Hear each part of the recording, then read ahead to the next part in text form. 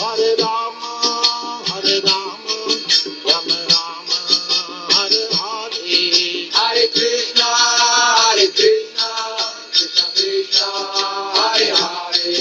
Hare Rama, Rama, Rama Rama, Hare Hare.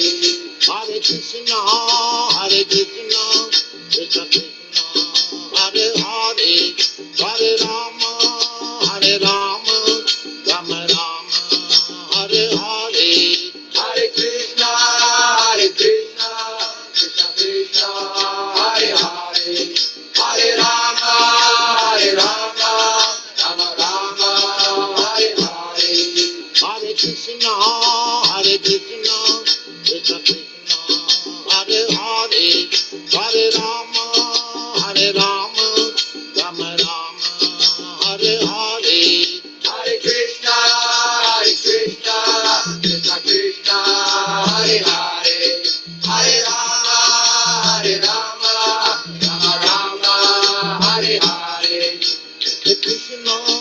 Hare Krishna, Krishna Krishna, Hare Hare. Hare Rama, Rama, Rama Rama, Hare Hare. Hare Krishna, Krishna Krishna, Hare Hare.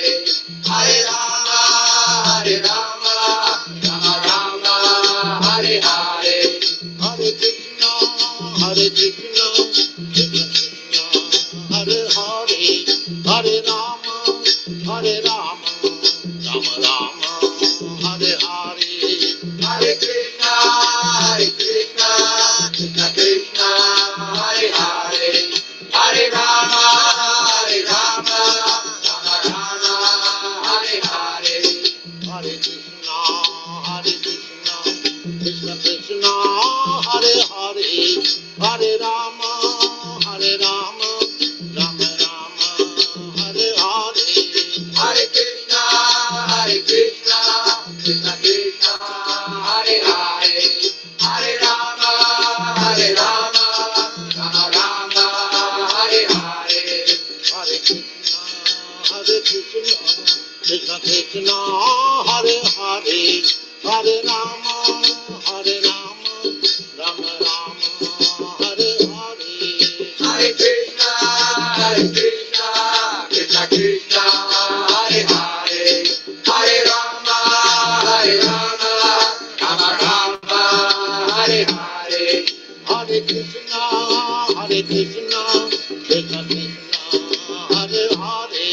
Hare Rama, Rama, Rama Rama, Hare Hare.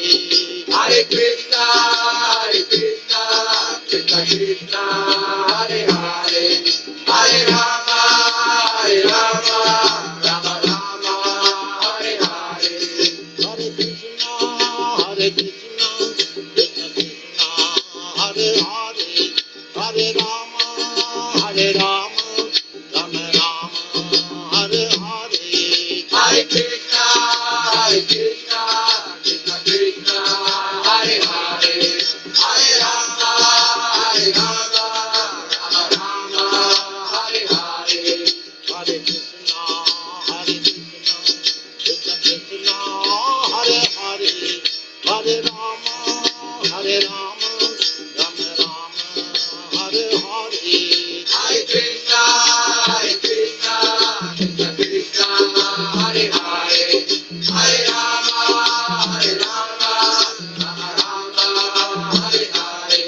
Hare Krishna, Krishna Krishna, Hare Hare. Hare Rama, Rama, Rama Rama, Hare Hare. Hare Krishna, Krishna Krishna, Hare Hare. Hare Rama, Rama, Rama Rama, Hare Hare. Hare Krishna, Krishna Krishna, Hare Hare. Hare Rama, Rama, Rama Rama, Hare Hare. Hare Krishna, Krishna Krishna, Hare Hare. Hare Rama, Rama, Rama Rama, Hare Hare. Krishna, Hare Krishna, Krishna Krishna, Hare Hare, Hare Rama, Hare Rama, Rama Rama, Hare Hare. Hare Krishna, Krishna Krishna, Hare Hare, Hare Rama, Rama Rama, Hare Hare. Hare Krishna, Krishna Krishna, Hare Hare, Hare Rama, Rama Rama, Hare Hare. Hare Krishna, Krishna Krishna, Hare Hare, Hare Rama, Rama Rama, Hare Hare. Hare Krishna, Krishna Krishna, Hare Hare, Hare Rama, Rama Hare Hare. Hare Krishna, Krishna Krishna, Hare Hare, Hare Rama, Rama Hare Hare. Hare Krishna, Krishna Krishna, Hare Hare, Hare Rama, Rama Hare Hare. Hare Krishna, Krishna Krishna, Hare Hare, Hare Rama, Rama Hare Hare. Hare Krishna, Krishna Krishna, Hare Hare, Hare Rama, Rama Hare Hare. Hare Krishna, Krishna Krishna, Hare Hare, Hare Rama, Rama Hare Hare.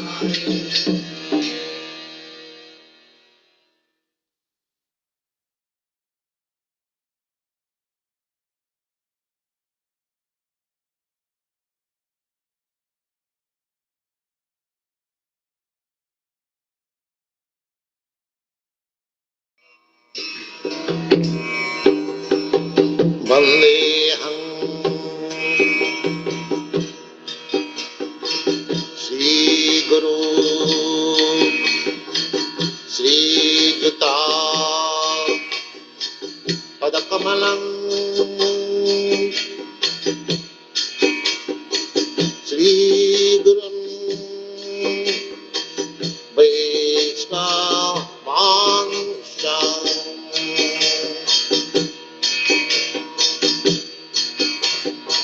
Shri Rupam Sakrajatam Sahagana Raghunathanvitam Tvam Sajivam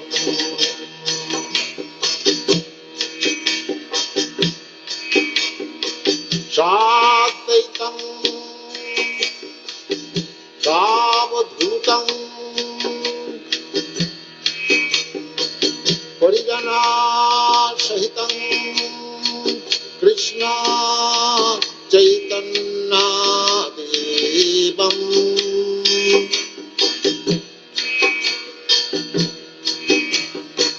Shri Radha Krishna Padam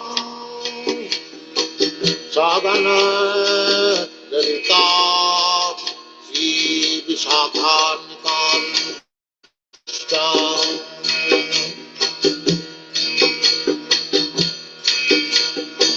Shri Krishna Chaitanya Prabhu Nityananda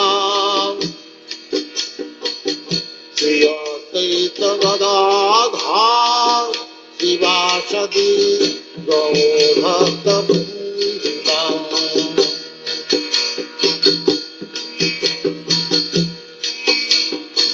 Shri Krishna Chaitanya Prabhu Nityananda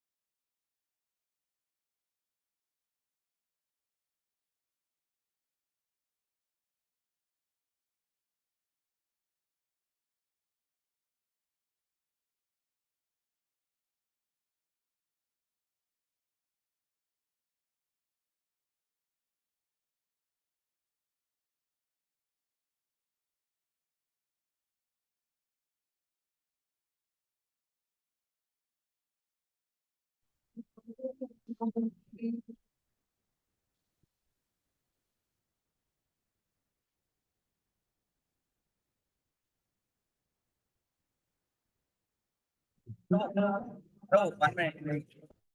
Hey, bro, go on this.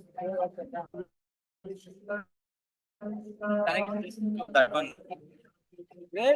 That for capture.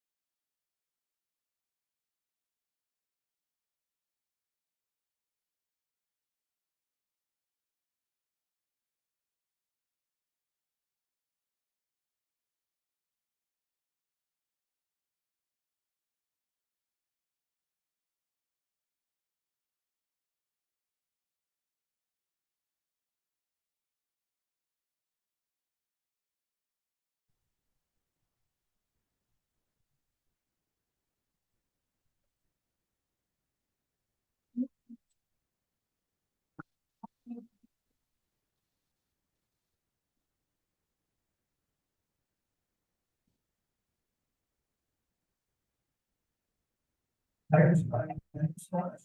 We are going to the next slide. I want to test. They have all 30 seconds for all of us. We used to do I all you remember that we had this communication. How all vibration because now that's how we go many more than what we see. This On the system. so let's So the email is all the systems. Make sure take off 30 seconds of your life and see that it's a vibration. I don't know which one you might want.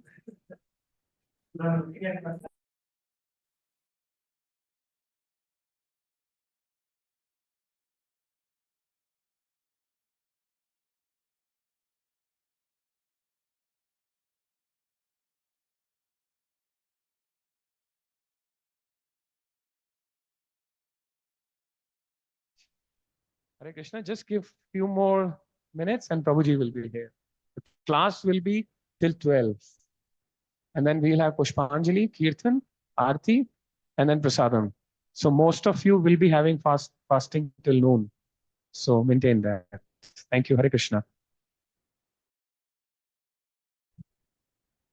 Hare Krishna, Hare Krishna, Krishna Krishna, Hare Hare, Hare Rama, Hare Rama, Rama Rama, Hare Hare, Hare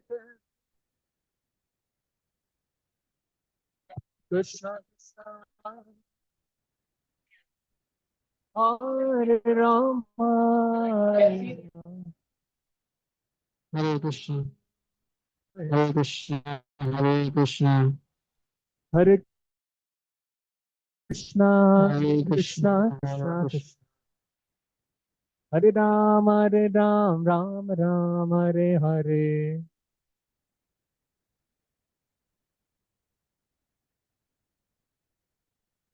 Hare Krishna, Krishna Krishna, Hare Hare Ram, Ram Ram, Hare Hare.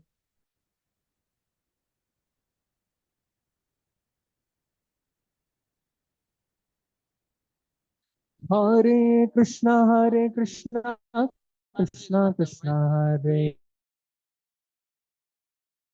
Hare, Hare Ram, Ram Ram, Hare Hare.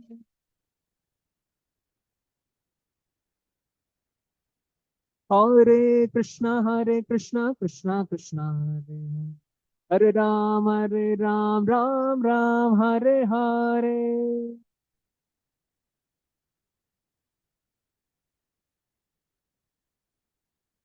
Hare Krishna, Krishna Krishna, Hare Hare. Hare Ram, Ram Ram, Hare Hare. Haribo.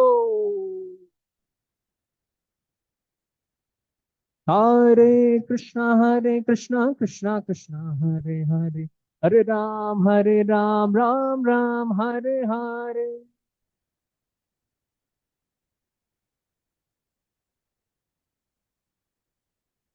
Hare Krishna, Krishna Krishna, Hare Hare. Hare Ram, Ram Ram, Hare Hare.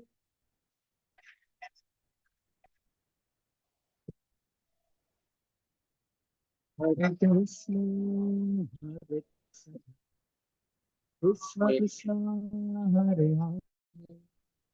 Hare Ram,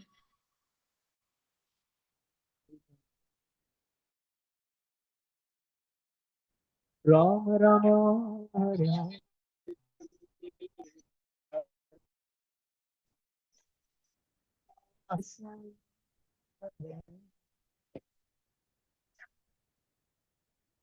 Krishna. Hare Krishna, Hare Krishna, Krishna Krishna, Hare Hare. Hare Rama, Hare Rama, Rama Rama, Hare Hare.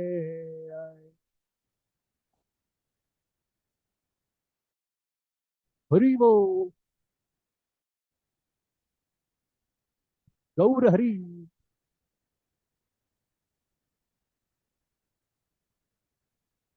Hare Krishna, Hare Krishna, Krishna Krishna, Hare Hare. Hare Rama, Hare Rama, Rama Rama, Hare Hare.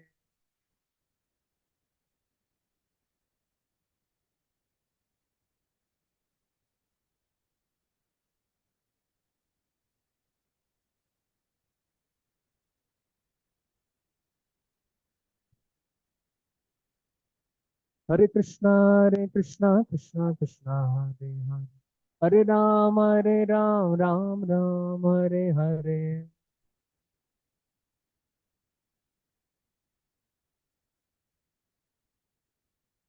Hare Krishna, Krishna Krishna, Hare Hare Ram, Ram Ram, Hare Hare.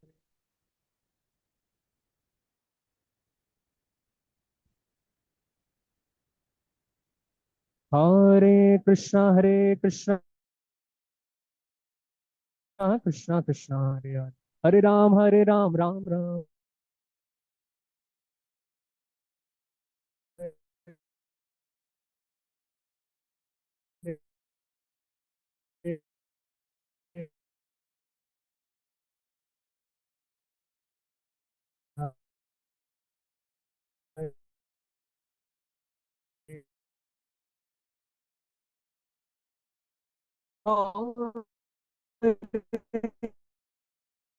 Hare Hare Ram, Ram Ram, Hare Hare.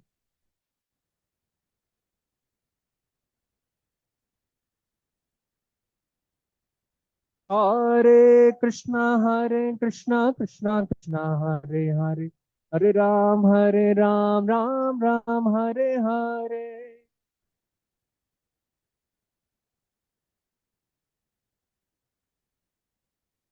Hare Krishna, Krishna Krishna, Hare Hare. Hare Ram, Ram Ram, Hare Hare.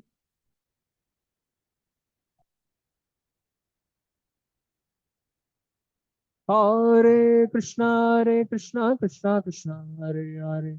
Hare Ram, Ram Ram, Hare Hare.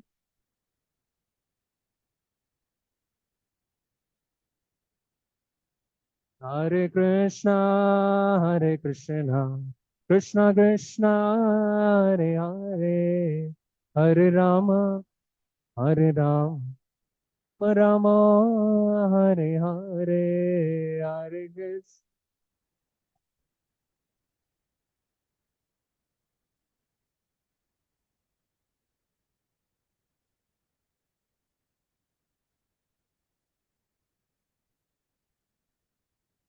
Hare Krishna, Krishna Krishna, Hare Hare, Hare Rama, Hare Rama, Rama Rama, Hare Hare, Hare.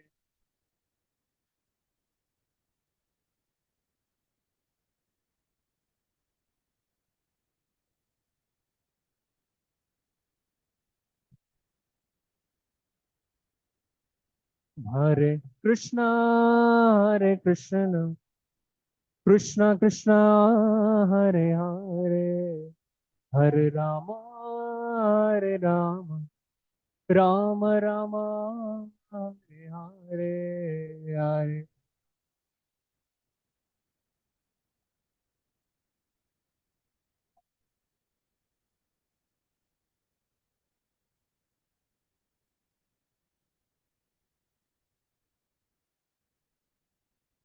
Hare Krishna, Krishna Krishna, Hare Hare, Hare Rama, Hare Rama, Rama Rama, Hare Hare, Hare Krishna.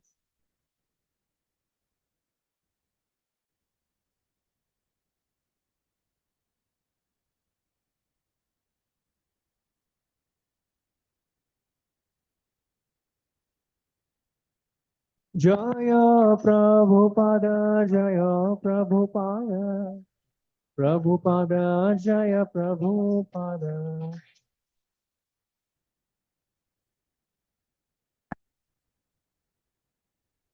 Hare Krishna. Hare Krishna. Hare Krishna. So we welcome all the devotees for the Sunday program here. So, how many of you are hearing from His Grace Chaitanya Chantu for the first time? First time? Okay.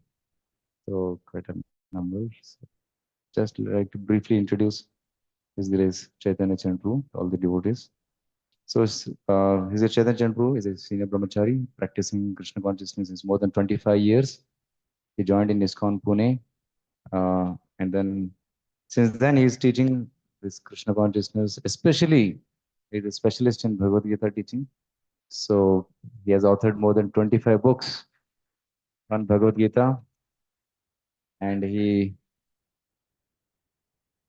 also Ramayana, Bhagavad Gita.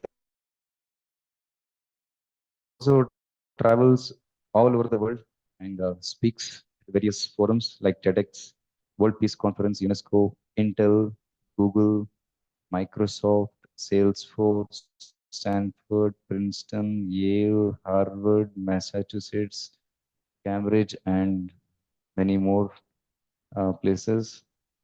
And Prabhuji also is a prolific writer. He writes Gita Daily magazines, and initially like every day one article Prabhuji was releasing, and he has a website called as GitaDaily.com, so wherein you can find all the articles of Prabhuji. There's a book also called Gita Daily, which you can use for reading on daily basis. So Prabhuji has written more than 4,000 articles on Bhagavad Gita. Gita has 700 verses, but Prabhuji has written 4,000 articles. And Prabhuji gives talks, around 400 talks in a year, in 100 cities in 4 continents. And Prabhuji is constantly traveling. Every week he is in different cities, uh, sharing his wisdom from Bhagavad Gita. So Prabhuji is here since last 3 days. So today is his last session here. Bhagavad Gita's message of love, since Friday evening. Then we had Sunday morning sessions. This is the third session on that. So Prabhuji will also be speaking on Bhakti Siddhanta Sarvati's pastimes and preaching. So let's welcome Prabhuji to our ISKCON Cultural Center by once chanting Hare Krishna. Hare Krishna, Hare Krishna, Krishna Krishna, Hare Hare, Hare Rama, Hare Rama, Rama Rama, Hare Hare.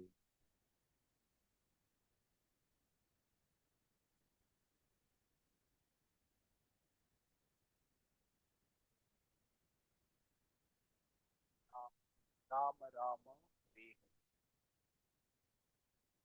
ओम ज्ञानतिमिरन्धस्य ज्ञानाञ्जनशलाकाय चक्षुरोन्मिलितं येन तस्मै श्रीगुरवे नमः नमः ॐ विष्णुपदाय कृष्णपृष्ठाय भूतले श्रीमते भक्तिवेदान्त स्वामी इति नामिने नमस्ते सरस्वती देवे गौरवाणी प्रचारिणे निर्विशेष शून्यवादी पाश्चात्य देश तारिणे वाञ्छाकल्पतरुभ्यश्च कृपा सिन्धुभ्य एव च पतितानां पावनेभ्यो वैष्णवेभ्यो नमो नमः जय श्री कृष्ण चैतन्य प्रभु नित्यानंद श्री अद्वैत गदाधार श्रीवासादि गौर भक्तवृंद हरे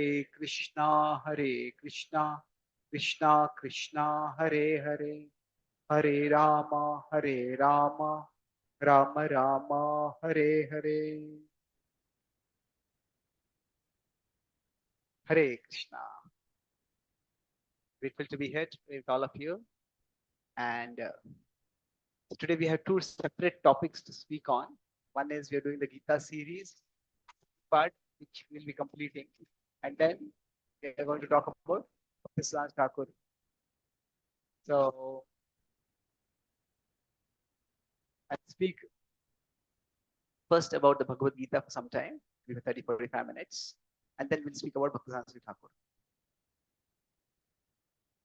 So I have been talking about the Bhagavad Gita as a message of love.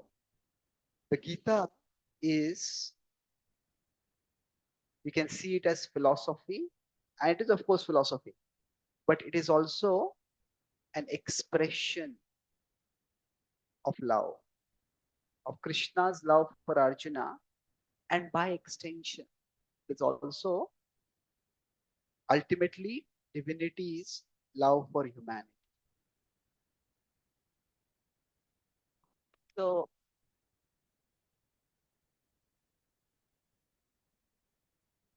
I'll talk about what's happening. I will talk about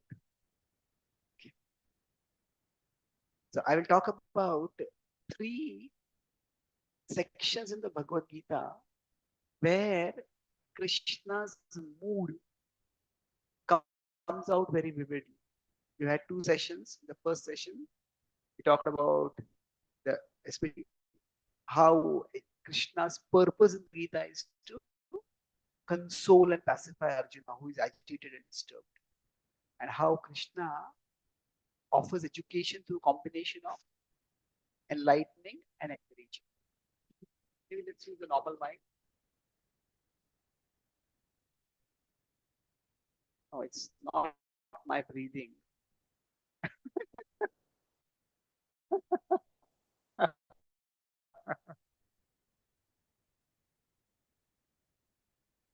So when Krishna, and then in the second session, we discussed about Chaturshloki Gita. So today I'll talk about three aspects of the Gita. There are some people, when they study the Gita, the Gita has a lot of contradictions. And there are two things. There is a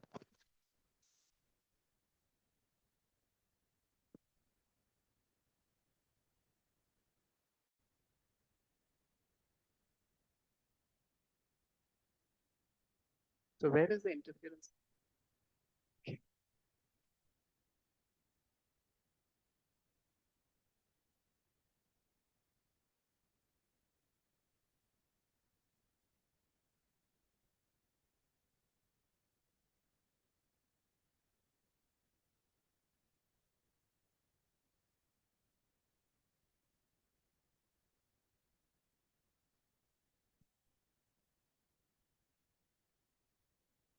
Hare Krishna.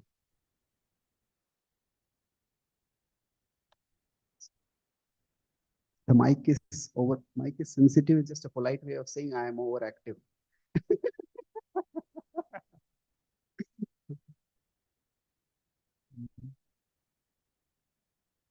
So there is a contradiction and there is a paradox. Now, paradox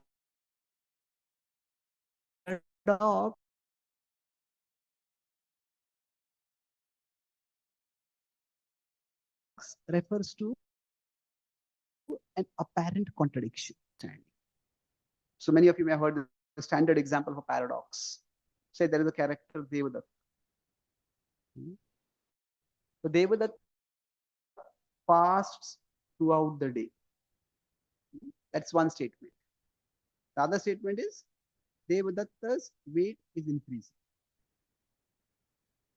Now, how is this possible? Well, you need a third statement. Devadatta eats secretly at night.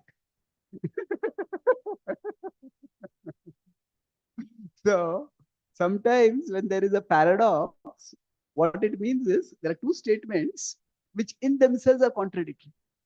But if you go deeper, you find a unifying principle. So paradoxes are there throughout philosophy in general and especially in the Gaudiya Vaishnava philosophy. So is God personal? Yes. Is God impersonal? Yes. God has a personal manifestation. God also has an impersonal manifestation. So God is both. So now how is that possible? For that,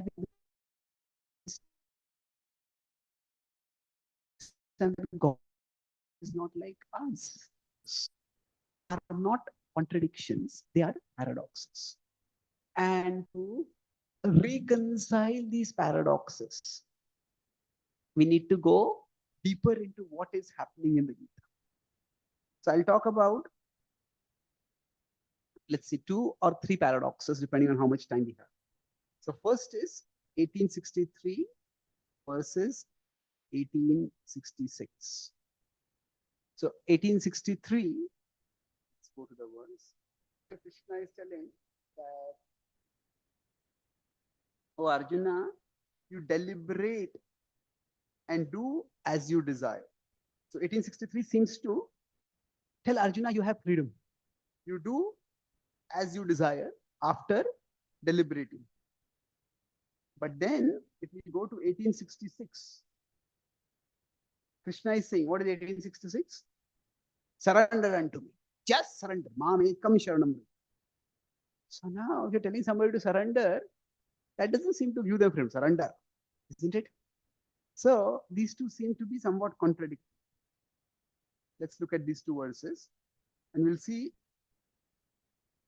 how there is a flow of thought in between them. Let's recite this verse. Iti te jnanam akyatam guhyad guhyataram maya vimrishaitadasheshena yathechasi tatha kuru. So this word is the iti te jnanam. In this way, this jnana, akyatam, have spoken. And what is the nature of this knowledge? Guhyad guhyataram.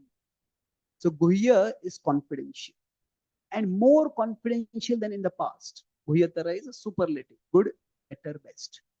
So more confidential than the past, what I have spoken to you, Maya, by me it's spoken. Now what should you do? Vimrishaitad asheshena. Vimarsha means contemplation. So contemplate adequately, asheshena, as long as is needed. And then Yathechasi tatha kuru. You do as you desire. So there's a lot to unpack in this verse, but we'll focus on the key part for us. That is the generally when you want to analyze verses, you can break verses down into 4 lines. So A, B, C, D. So we'll focus on the C and the D. Vimrishaitat asheshe. No. So deliberate. That's the first part. Am I consistently audible to you? So a deliberate is actually an appeal to the intelligence. When you say deliberate on this, that means we want the other person to think, and thinking requires intelligence. Sometimes some devotees, they act artificially humble. Hmm? So I know one devotee friend of mine, he's a bit cutting. So he was trying to explain some point to a devotee, and that devotee said, "Prabhu, I'm as dumb as a doorknob." No, that's English saying, as a doorknob, as a knob or something. I'm as dumb as a doorknob. So this devotee said, "Don't insult a doorknob."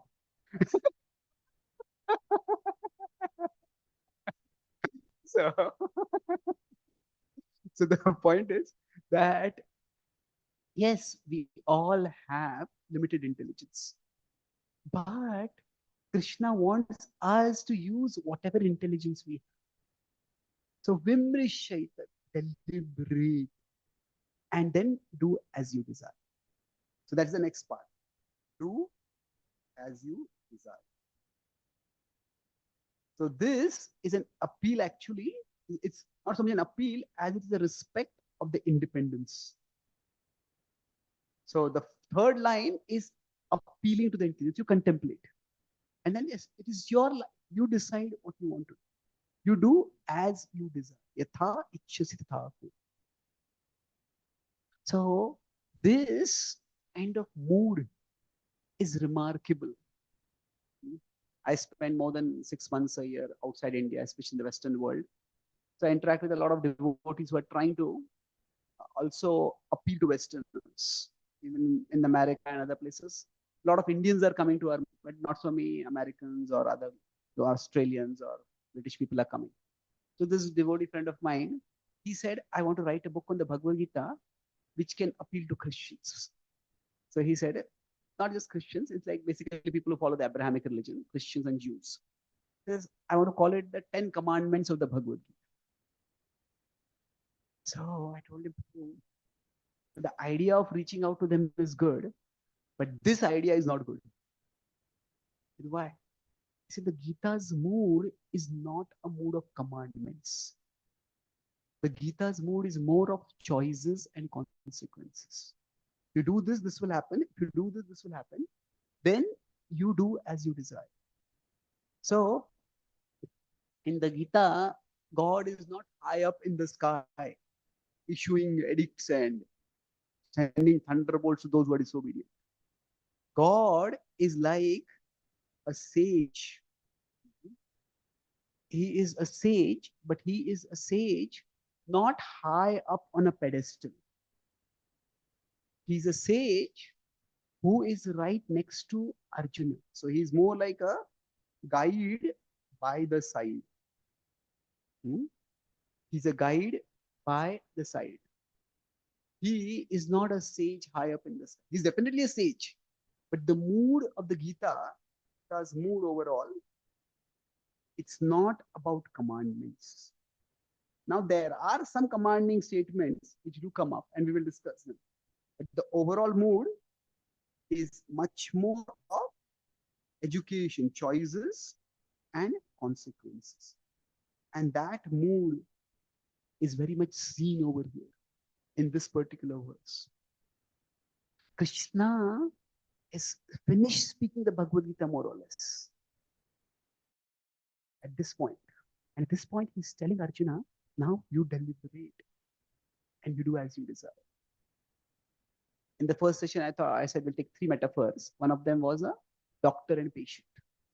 So suppose some patient has a Some say somebody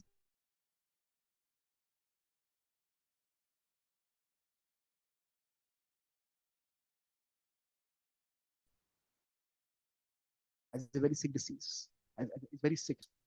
And after very express options, now you deliberate on this and you do as you desire.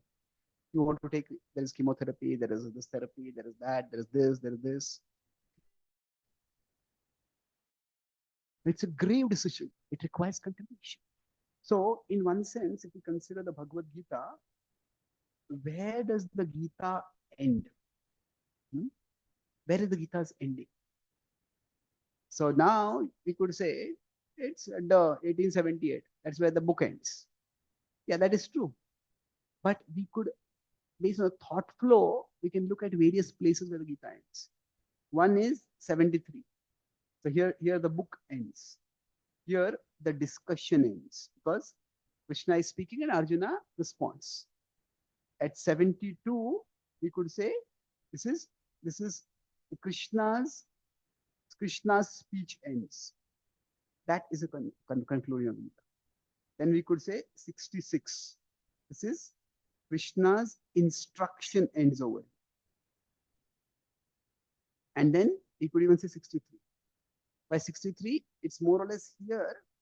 Krishna's tone indicates an ending over. And now you deliberate and you do as. So the first part of it is deliberate. So Krishna is appealing to our intelligence. Now, if Krishna had wanted, there are two things which Krishna does not do in the Bhagavad Gita, which are very striking. The first is that there are many misconceptions about the Gita, and one of them is that say the Gita is a book of violence.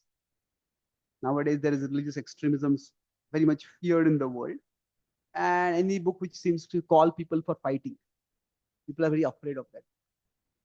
And they say that the Arjuna was not ready to fight, and Krishna got Arjuna to fight. So Gita is a book of violence. Well, okay.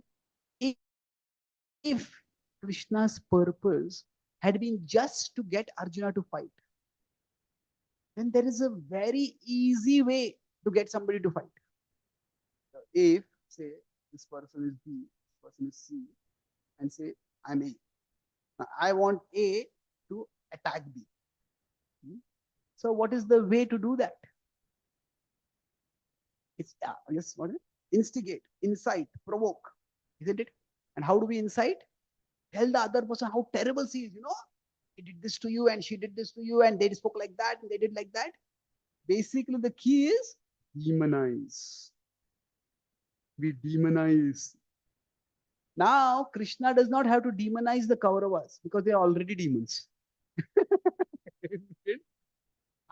If Krishna's purpose had only been to get Arjuna to fight, Krishna could have just spoken a few words reminding Arjuna, have you forgotten how they dishonored Draupadi? Have you forgotten her hot tears of anger as she looked at all of you while she was being dishonored?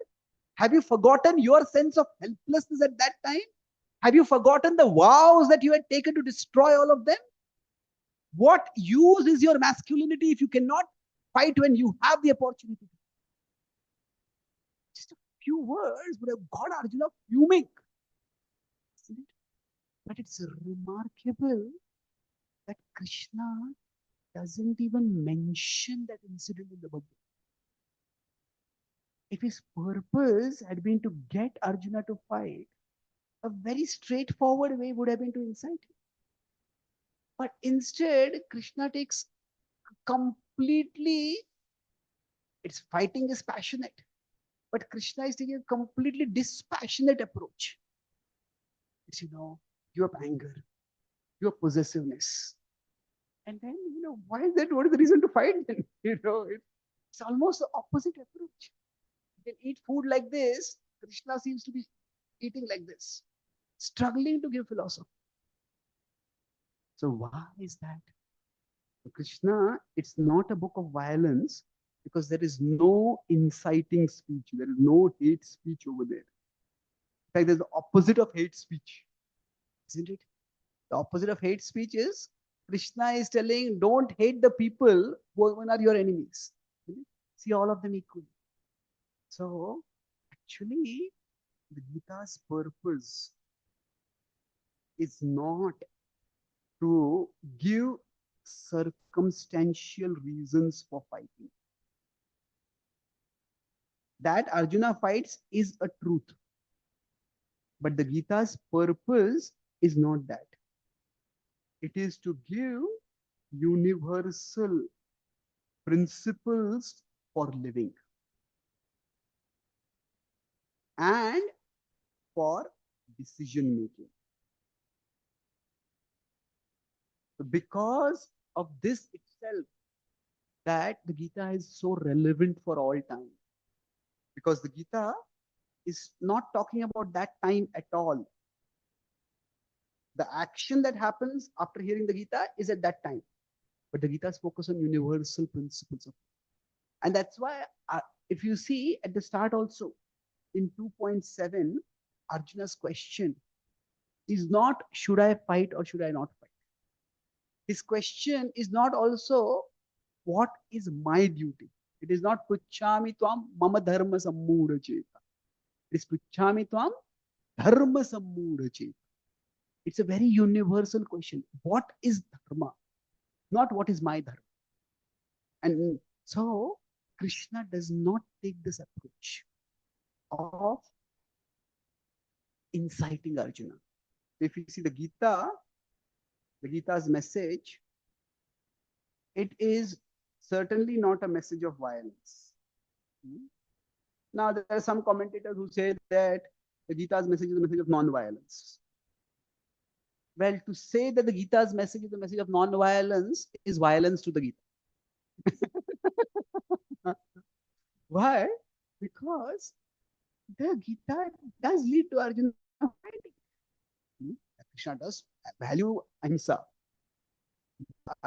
Ahimsa, the word comes a few times. Ahimsa, satyam, akrodha, tyaga, shanta, vaishnava. Those words come up. But the Gita is very clear. Non-violence is a personal virtue.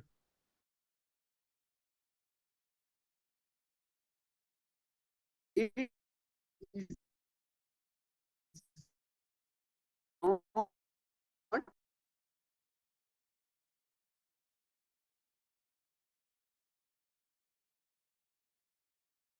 This is what a Brahminical quality is. It's a Brahmana's quality. But Arjuna is a Kshatriya. For Kshatriya, non-violence cannot be the policy of a Kshatriya. The police are told, you have to maintain law and order. The one law for you is, should never use any weapons. Well, yeah, the police should never use disproportionate force. But if you tell the police never use force, then you'll need somebody to protect the police. Isn't it? Those who can use force will be needed to protect the police. So non-violence cannot be a state policy. That doesn't mean the state policy is violence. There has to be selective, careful use of violence. It's required. So non-violence is also not a message of the Bhagavad. The message of the Gita is not violence, it's not non-violence, it's transcendence. Transcendence means transcend our immediate situation, see the big picture. And then within the big picture, okay, I'm in this particular situation, it is within God's plan. So how can I serve God over here? That's why if you see, 2.7 is the question and 1873 is the answer. And that answer is, Karishe, I will do your will. Arjuna does not say, I will fight. At that point, doing Krishna's will means fighting. But the Gita's message primarily is to do God's will. It is not that we all should fight. It's not the message of the Gita. So Krishna does not take this approach. He is using Arjuna's situation to give Arjuna wisdom, and he's using Arjuna's situation to give the world wisdom. If Krishna had simply told Arjuna, fight, then Arjuna would not have had guidance for future situations. And we know in the Bhagavatam later, after Krishna has departed from the world, Arjuna is devastated. And he says that Tasyanuvihito Raj. He says, Yakshana Viyogena, that one moment of absence, it's unbearable to live for him. That Lord has gone away from me. And how am I to live now? So at that time, he remembers the Bhagavad Gita. And that pacifies him. He's very agitated. So it's significant that both cases, at Kurukshetra and the next incident happens in Hastinapur, Arjuna is initially agitated. And Arjuna becomes pacified. But it's interesting, the practical action is that here Arjuna wants to renounce the world. Krishna says, don't renounce, fight. And there Arjuna actually remembers the Gita and then renounces the world. So you will see the effect at one level is both same in terms of emotion. Arjuna is pacified. But it is opposite in terms of action. So this is the universality of the Gita. The same message can be applied differently. So Krishna is not inciting Arjuna to fight. That's one thing. The second thing is, Krishna is, like there's one Gita commentator, there are many Gita commentators who they try to bring in their own perspective. So this Gita commentator says Krishna has no effect on Arjuna till Krishna scares Arjuna by showing him the universal form. It's only when Krishna brags about his power that Arjuna gets scared and Arjuna complies. Well, do people read selectively? Chapter 10, what is it? Param Brahma, Param Dhama, Pavitram Paramam Bhavan. Arjuna has already accepted Krishna's divinity.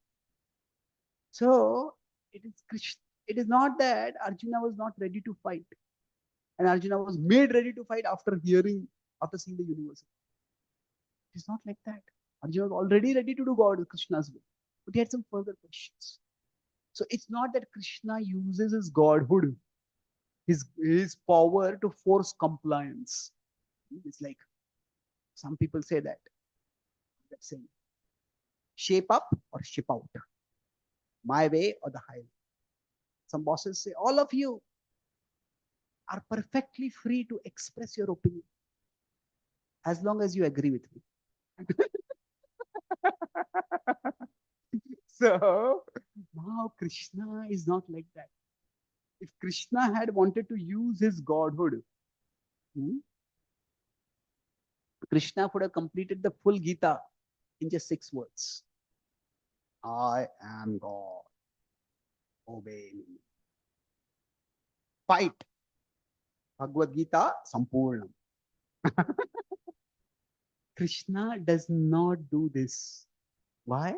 Because Krishna is appealing to Arjuna's intelligence.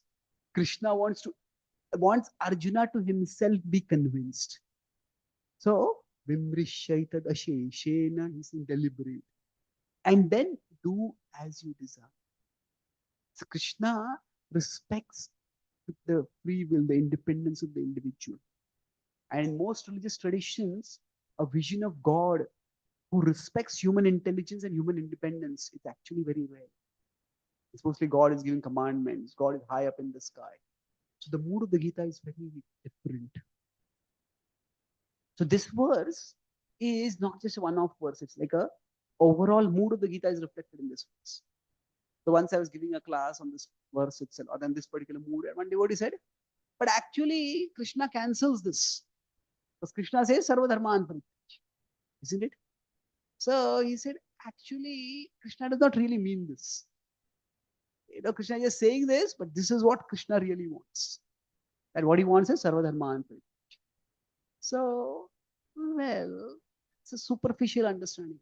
Let's see what happens in between. So, yes, Krishna does give another statement, but there is a significant change that is happening. Like I gave the doctor's example. The doctor has given various options. I know the patient is thinking, what should I do? So, like that, Arjuna is thinking, no, what should I be doing? Krishna said that in the second chapter, Krishna said that in the fourth chapter, Krishna said that in the seventh chapter, Krishna said that in the 12th chapter, Krishna said that in the 15th chapter. Now, Arjuna doesn't think like that. Because when the Gita is spoken, he's thinking like that, but not exactly like that. Because when the Gita is spoken, it's a natural conversation. Krishna does not say, Ataha dvitiyo adhyaya sampurnam. No, that kind of division comes afterwards. So in that sense, Arjuna is not thinking in terms of chapters, but Arjuna is thinking. This was spoken here, that was spoken there, that was spoken there. So what should I be? Should I be doing? So Arjuna is lost in. And now, what happens is, sometimes some people, they hear a whole class and they pick up from it what they like. Isn't it? It's like, there were 10 ideas spoken, but there's one idea which agrees with where I am. And that's what they pick up. That's why in public speaking, they say that the audience gets at best 20% of what the speaker speaks. And God knows which 20% it is. So now Arjuna could have picked and chosen whatever he wanted. So sometimes this is called as cherry picking. Any of you have heard this word? So cherry picking is not actually going to forest and picking some cherries. It is basically selective quoting. Selective. So somebody may be making a particular statement which they may be afterwards contradicting. But what happens is, if we use that quote, so somebody may say that, say, now the situation in the world is terrible. This war is going to happen here, and that is happening there, and this is happening there, this is happening there. And somebody may quote and say, this person is such a pessimist. But then after that person will say, but in spite of that, God is always in control. We should never lose hope. We should not just be looking at the world. We should be looking up above the world to God. Now somebody may not quote that and they say, oh, this is such a scary message. And it was not scary because you see the full context. So cherry picking means we selectively take what we want at the cost of the actual message. Arjuna does not want to cherry pick. So Arjuna is pensive. Pensive means deep in thought. He's pensive not because the Gita is confusing. Not really. Yes, the Gita is complex, but he is wanting to know, what does Krishna want me to do? Krishna is telling, you do as you desire. But what does Krishna desire? What does Krishna want me to do? He's trying to figure that out. See, generally, whenever there is some authority and there is subordinate, there is an ideal situation and there's a non-ideal situation. The ideal situation is the authority says, do as you desire. After giving guidance, now do as you desire. And the subordinate says, what is your desire? This is the ideal. It's a very sweet interaction between authority and subordinate. The opposite is, the authority and subordinate are there. And the authority says, if you don't do this, just see what I'll do to you. And the subordinate says, if you do this to me, I'll show you what I can do to you. So ideal is, non-ideal is animosity. There is force on this side and there is resentment on this. That is a completely, not just non-ideal, you could say anti-ideal situation. So in the Gita, this is the situation. Krishna is telling Arjuna that do as you desire. Arjuna wants to know, what is your desire? So now, of course, Krishna does not speak this. See, when two people are very close to each other, sometimes just by a glance, they can speak and speak volumes. Hmm? Sometimes people are not close to each other, they can scream and still nothing is spoken, nothing is communicated. So, seeing Arjuna being pensive, Krishna realizes what is in Arjuna's heart. So, going back to the doctor example, so if the patient says, Doctor, if this were your child, what treatment would you give? Then what happens is the doctor is not just giving professional advice. The whole conversation moves from professional to personal. So something similar happens from 1863 onwards. 1863, it's almost like Krishna is like giving professional advice. It's more like a detached or dispassionate educator. He's educated. These are the options for you. But you see the next verse, that is where Krishna's love starts coming. If you look at the next verse, Sarva Guhyatamam Bhuyaha Shrunu me Paramam Vachaha Ishtosi me Drudhamiti Tato Vakshami Te Hitam. So here, this verse actually has 6 intensifiers. So intensifier means that when we want to speak something, this is very important. So, very is an intensifier. But this is very, very, very important. Using 3 intensifiers. What you can say, your vocabulary is very, very, very poor. You know, use some different intensifiers. So if you, but the point is, sometimes when you want to emphasize something, we use intensifiers. So here, Krishna is using 6 intensifiers. Sarva Guhyatamam. Previously, he has said Guhyatara. This is important. But Sarva Guhyatamam. This means it is most confidential. So now, some Sanskrit words are not very easy to translate into English. So when the word Guhyatama, Guhya is used, this is often used to mean secret. But actually, a more precise English word for it is private. Now, what is the difference between secret and private? That difference is secret and private. Not really. So, secret is basically that which is meant to be hidden. When we say private, it means irrelevant for others. Say, like if there's some ceremony at home, and say the husband is talking with some guests, and the wife comes and says, Can I have a private word with you?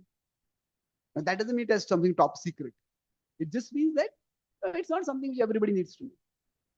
So, when Krishna is using the word Guhya, he's using it in the sense of private. See, like it's not that the doctor is going to, if you ask doctor, what would you do if it's your child? The doctor said, this would be my personal course of action. So that is not what the doctor will broadcast public. It's not the doctor will keep it hidden. I hope the difference between private and secret is clear. Secret means not to be told to anyone. Private means it's not relevant for others. So because you asked me in this personal term, so I'll tell you this. So that is Sarva Guhyatama, most confidential knowledge. And then Bhuyaha. Bhuyaha means again. So I'll speak this again. Now sometimes some people do this, it says, no, I have to speak this again. How dumb you are you? You've forgotten already what I told you. That is not Krishna's move. He's speaking Bhuya again because he wants to emphasize it. He says, okay, you want, what is my desire? I told it earlier, but if it is lost in between, now I'll clearly tell you. Bhuyaha. Then Shrunu me Paramam Vacha. Paramam Vachaha is supreme words. So, now something may be private, but something may not be very important. Now, a child may come to a mother when there's a ceremony at their home. I want to talk with you. Private. He says, no, I'm busy. No, I'm talking with the private. Child says, no, my toy broke. Okay. That's nothing very important. Yeah, we can get a new toy. We can fix it. This is a big event. But so not everything private is necessarily important. Krishna is saying this is not just the most private, it is also the most important. Paramam vacha. And then he's saying Ishtos. Ishto means you are dear to me. This is where Krishna's tone is not so much of a professional or just a mood of an educator. It's a more of a mood of a lover. You are dear to me. Ishtos. You are dear to me. I'm speaking this to you because I care for you. And how much do I care for you? Drudham means I am determined to care.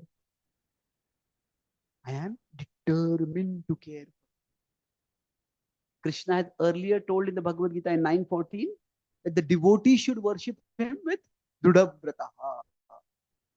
Krishna is saying, you should love me steadily. I also love you steadily. I'm not asking you from you anything that I am not already. Drudhamiti. I am determined to love you. We are determined to forget Krishna. And Krishna is determined to remember us, to care for us. And tato vakshami. Therefore, I'm speaking this. Te hitam. Te hitam is for your benefit. So these are 6. So Krishna is clearly saying this is not just like a dispassionate education. That is also for benefit, but specifically for your benefit, I need to speak this. This is Krishna's heart coming. So when Krishna is speaking in 1863, 66, 63, Krishna's mood is more the mood of a dispassionate educator. That means, dispassionate means, I'm going to give you information. You decide what you want. But 66, by the time Krishna comes to it, he's in the mood of an impassioned lover. Krishna is deeply concerned for Arjuna. And that's why he speaks. So, when Krishna speaks, the next verse is Manmana Bhav Bhakta. We'll come to that verse if we get time. But that is what Krishna is more or less repeating what he has spoken earlier in 934. So if you consider 934 and 1865, this more or less the same. 2.5 lines are the same. Manmana Bhav Mad Bhakto Madhyaji Mam Namaskuru Mam Evaishyasi. Till that point it is the same. Here it is, the last lines are Yukta Vaivam Atmanam Mat Parayana. In this way, if you are engaged with your soul devoted to me, Atmanam Mat Parayana, then you will come to me. If you become my devotee, you will come to me. And here Krishna says, Satyam te pratijane priyosime. He says that I'm speaking the truth to you. Why? Pratijane priyosime. You are extremely dear to me. So, what is the difference between these two verses actually? Again, going back to doctor-patient. The doctor says that, okay, you got this disease. If you take this treatment, if you take it diligently, without any breaks, you don't fail any medicines, you don't avoid any exercises, then you will be cured. So here, the onus or the responsibility is focused on Arjuna. This is what you need to do. If you do this, then you will come to me. But suppose a doctor is really anxious, the patient be cured. And the doctor will say, you just do this. I guarantee you that you will be cured. So here what is happening? The responsibility is with Krishna. I pratijane, proclaim this, announce this, that you will come to me. So what is happening is, Chakravarti Pad explains in his commentary that Krishna's heart is overflowing with compassion. And that concern is what leads him. Yes, Arjuna, I will accept whatever you do, I'll accept it. But if you really want to know what I would want you to do, this is it. So it is not, it is Krishna's mood getting emphasized. Same message, but different emphasis. See, this is the power of language. You can use the same message, but give a different message. Say, suppose some devotee is being considered for some service or some maybe initiation. Then you could have 2 points. The devotee is stable now. And the devotee had problems in the past. Now, these two are facts. But if we want to recommend them for initiation, we may say that the devotee had problems in the past, the devotee is stable now. But you take the two same facts and reverse the order. The devotee is stable now, had problems in the past.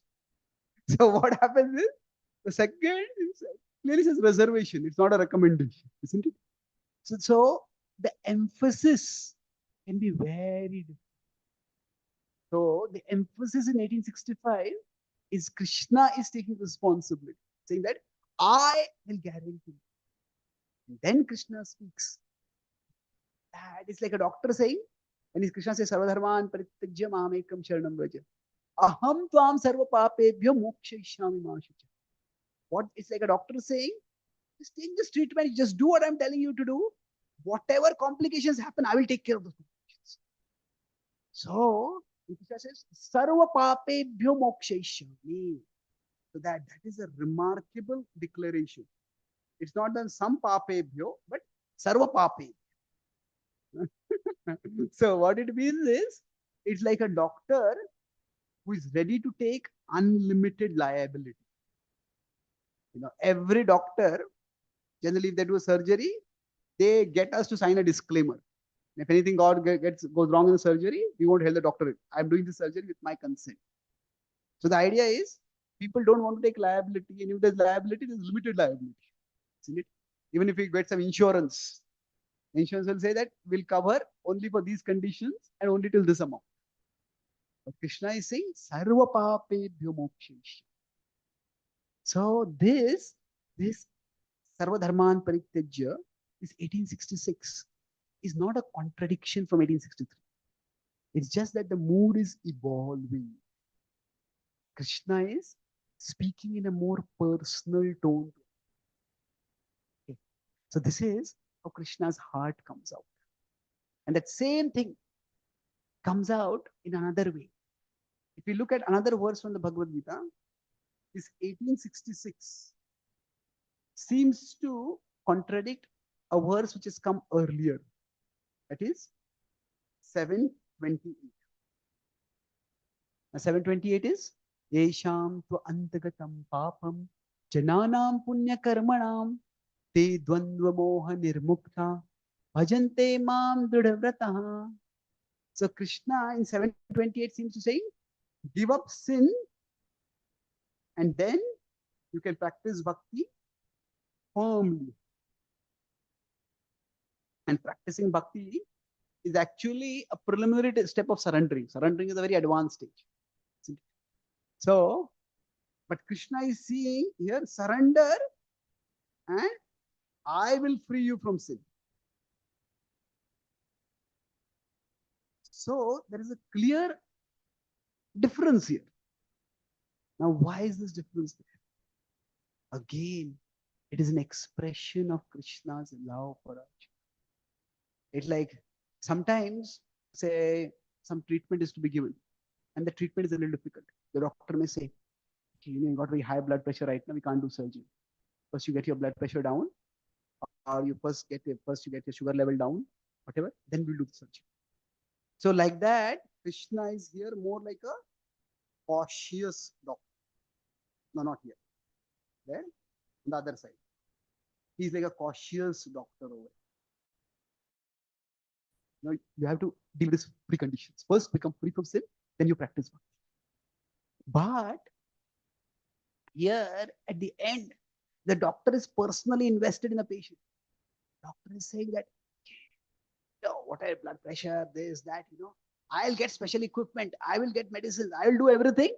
Just take the treatment, get the surgery done right. I'll cure. So here it's cautious, here it's small. You could say, there are two words. There are is careful and there is caring. So here Krishna's mood is much more a mood of caring. Another example is say there's a mother and say they have a small child who's growing up. And then the parents are training the child to, to do potty training is going on. And the child sometimes makes a mess. And the child knows I should not be making a mess, but the child still makes a mess. Mother may get upset and says, don't come to me unless you are clean. Now, but the child just says, I'm helpless. I don't know how to clean this. Just come here. I'll clean you. So that is the mood of Krishna. Initially, Krishna is saying, first clean up, then come to me. Antagatam papam, then jante mam. But by the end of the Bhagavad Krishna is saying, just come to me, I'll clean you up. Sarva dharman parityajya mam ekam sharanam. This is the love of Krishna over here. That Krishna is concerned more about our intention than our condition. They're two different things. Our intention and our condition. Our condition might be that we are fallen. But if our intention is that we want to come closer to Krishna, then Krishna values that much more. So from Krishna's perspective, what is much more important is intention. What we want is more important than where we are.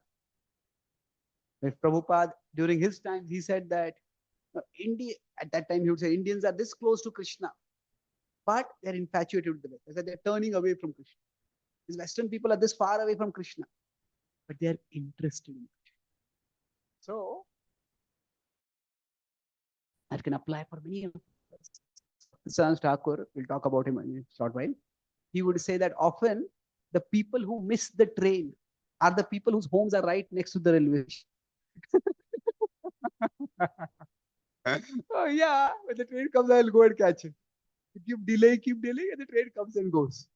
So like that, if we just have that eagerness, even if we don't have purity, Krishna doesn't care. Just he looks for our eagerness. So that is the mood of Krishna in 1866. So I'll take one more contradiction, and then we will end this discussion. And then we'll move to Bhakti Thakur. So there seems to be a striking contradiction between 1867 versus 68 and 69. Let's look at 67. 67, Krishna says, Krishna is highest, Sarva Guhyatam, Sarva Dharman Parityajya. And then he says, Idam te na tapaskaya, na bhaktaya kadachana, na cha shushrushave vachyam, na cha mam yo abhyasuyati.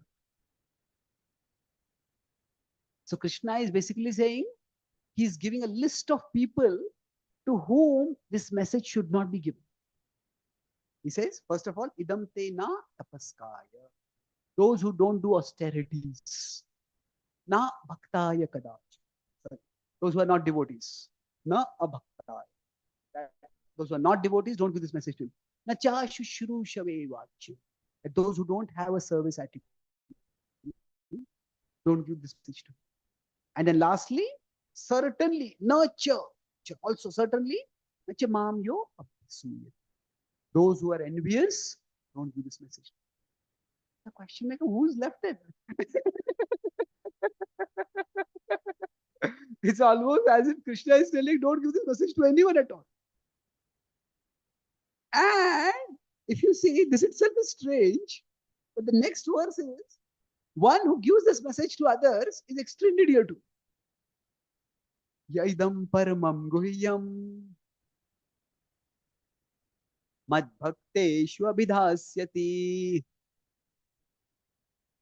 bhaktim mai param krutva mame vaishyatya samshayah. He says, this Paramam Guhyam, this supreme message, one who speaks this to my devotee, Bhakti Mai Param Krutva, that person will get Para Bhakti. Now, this is 68. Krishna has talked earlier in 55, 13 verses earlier. This Para Bhakti, it's actually a very advanced stage. Brahma Bhuta Prasannatma na shochati na kangshati. Samaha sarveshu bhuteshu mad.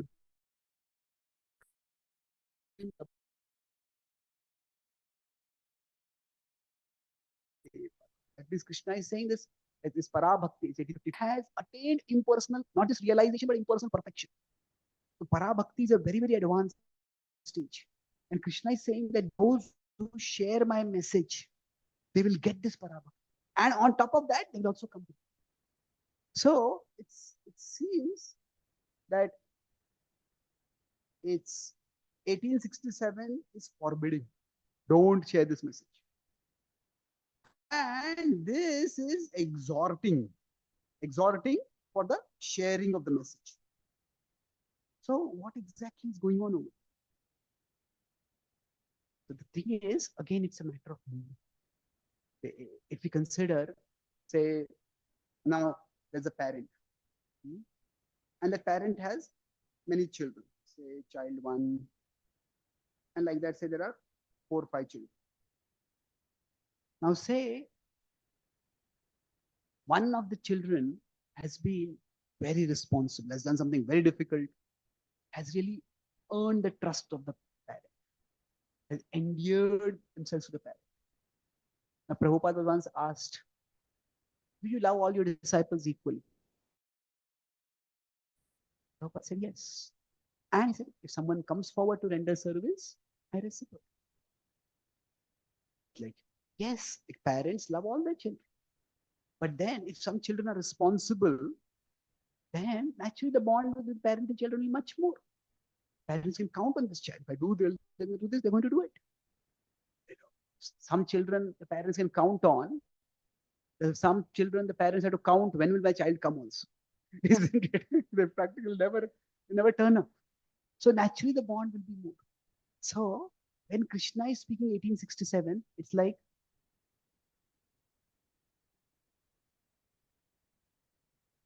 pen is a pain. Okay. Thank you. So Krishna is like a parent who, when a child has done something very exemplary, won the heart of the parent. The father may take the child into into a inner chamber. Maybe they got some secret treasury. Shows, this is the treasure that I have. And now that treasury is for the children only. But the father who may say, this is the treasury. Father may say, don't tell about this treasury to your other brothers and sisters. You know why? Because they are not grown up yet.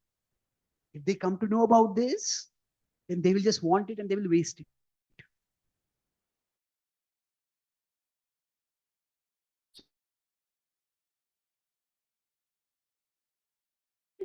The parent wants all the treasury to be for the children. So that same parent who may say, don't tell him, grows up. Once he matures, please tell. This is what I have kept for you.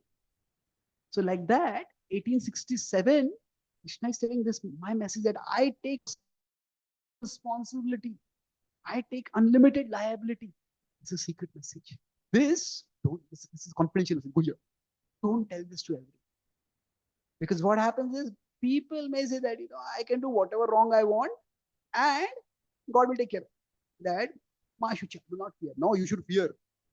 Isn't it? If you're doing something wrong and thinking God will take care of those wrong things, deliberately we can't do wrong things. So this can be very easily misused. So Krishna, therefore, don't tell everyone. But then the point that how much Krishna loves us, how much Krishna cares for us, that is definitely a point that Krishna wants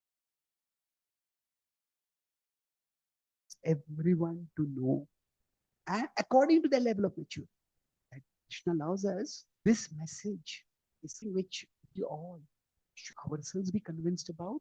And our message is a message actually of love. So when Prabhupada went married, he talked philosophy. He talked about how we are not the body with the soul. The chanting of the Hare Krishna mantra, especially through the kirtans, and through Prabhupada's own personal example, Prabhupada demonstrated to people oh, how much a glimpse of God's love for them was. Krishna is a living, loving God. And that message, if we can share with others in an appropriate way, then that will endear us to Krishna. So 67 is saying be cautious. Don't just give it. Don't throw pearls before a swine, as they say. Be careful, no. But then, aspects to it, make people mature so that they will understand. And when they are mature enough, reveal this to them. To do this, then you are most dear to me. In fact, that same message, it goes on at 60, if you see, 67, 67, 68 is about sharing the message. That share the message. Now, somebody will say, oh, sharing is very complicated. Who will listen? How will I speak? And it's very complicated. Krishna says, okay, if you cannot share, you can't be sharing, just study. That's what he says in the 70th verse. Sorry, not 16, 16.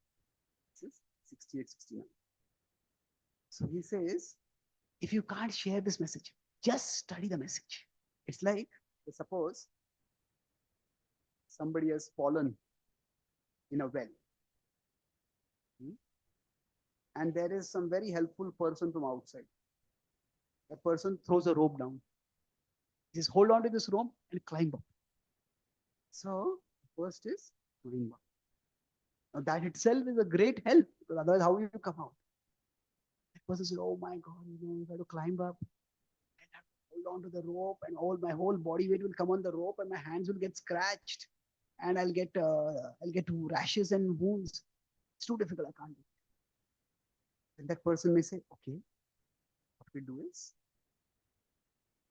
I'll throw a rope down, and there's a nice loop over here. So just tie it around, I will pull you out. So that's the second level. That's like Krishna saying, if you can't share this message, just study the message. Just study it. And you will come to me, Krishna says. Somebody says, my God, if I tie the rope around my waist, it will cause pain in my waist. I can't do that. Then what this person does is, I will send this down with a nice big tub over you. You just sit inside the tub and I'll lift you out. So that is like Krishna saying, you just hear the message. So here, I will not just pull you out, I will lift you out.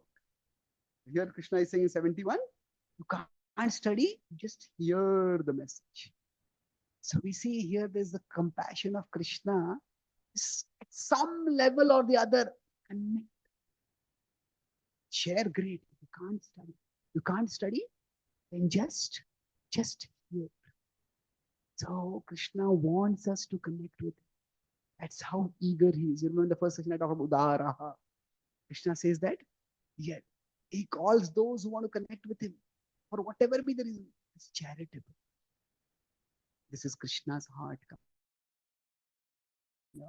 This is how eager Krishna is. Each one of us connect with him to direct our love towards him and to ultimately attain. Now, Krishna may sometimes seem very far away from us, but actually, it is not Krishna who is far away from us. It's Krishna is very close to us. It is we who are far. We are turned away from him.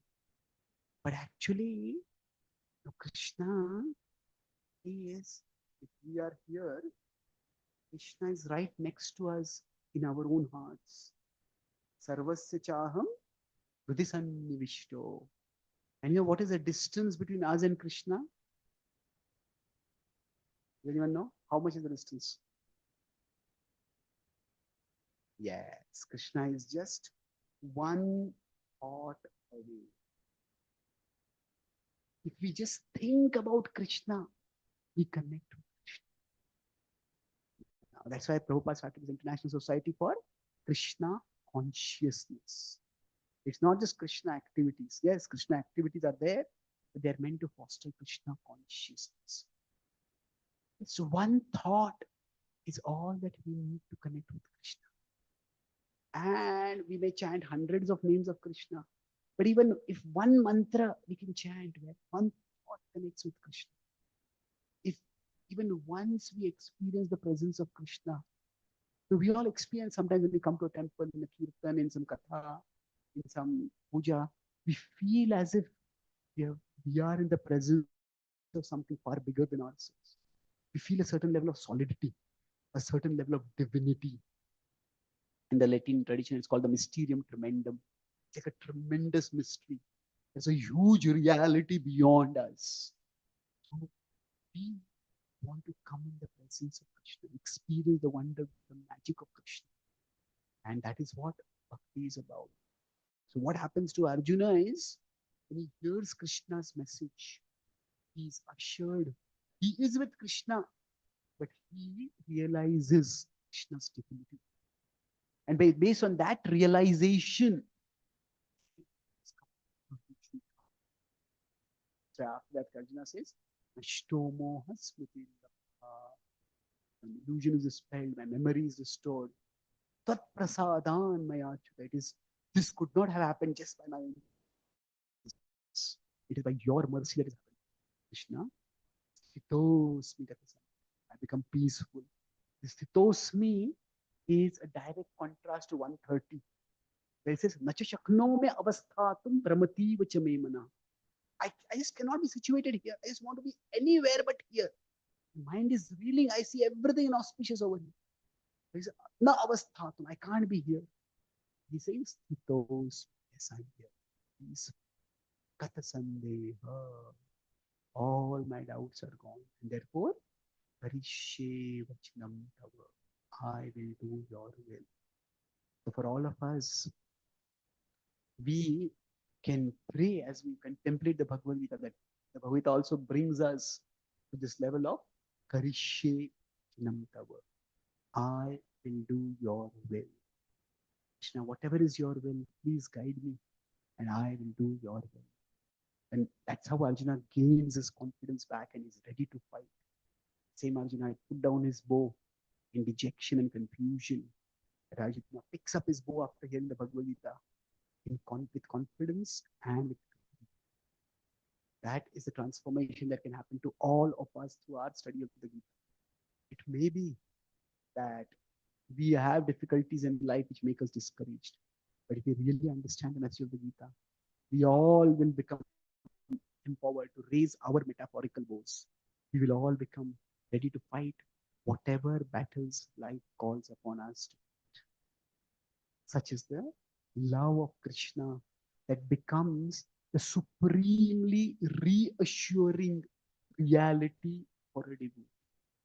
That reality helps a devotee face life's challenges with, like Arjuna, clarity. So I'll summarize. Today we discussed paradoxes in the Bhagavad Gita. Paradoxes are basically apparent contradictions. So the three paradoxes we discussed are 1863 versus 66. 1863 seems to say that do as you desire. But 1866 says surrender. So these are not opposite because Krishna's mood is changing based on Arjuna's mood. Krishna is giving more like a dispassionate educator over here. But in Arjuna's mood is, I don't just want to do what I desire. I don't want to cherry pick among your words to find whatever is according to my desire. I want to know what is your desire. Like a patient's parent telling a doctor, what would you do if a child were having this disease? Then what happens is, Krishna, when he's saying surrender, he's in the mood of a lover. So it's an evolution of mood. And we discussed how Krishna's mood comes out very beautifully over here, both in terms of respecting our independence, in terms of caring for us. And then we discussed another contradiction or another paradox that was between 728 verses 1866. So here it is almost like Krishna in 728. You first clean up your act and then you come to me. It's like here it is limited liability. But Krishna is saying, I care for you. Whatever your issues, you come to me. Just come to me, I take care of your issues.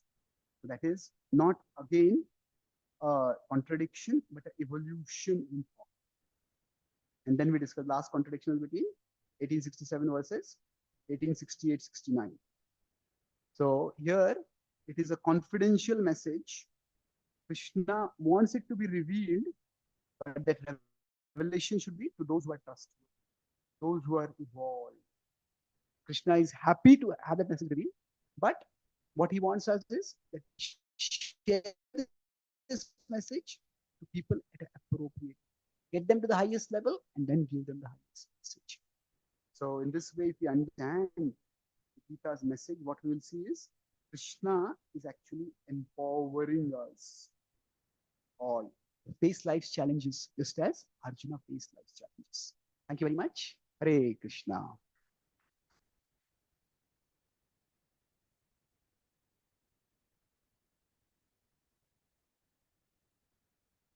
So we don't have much time.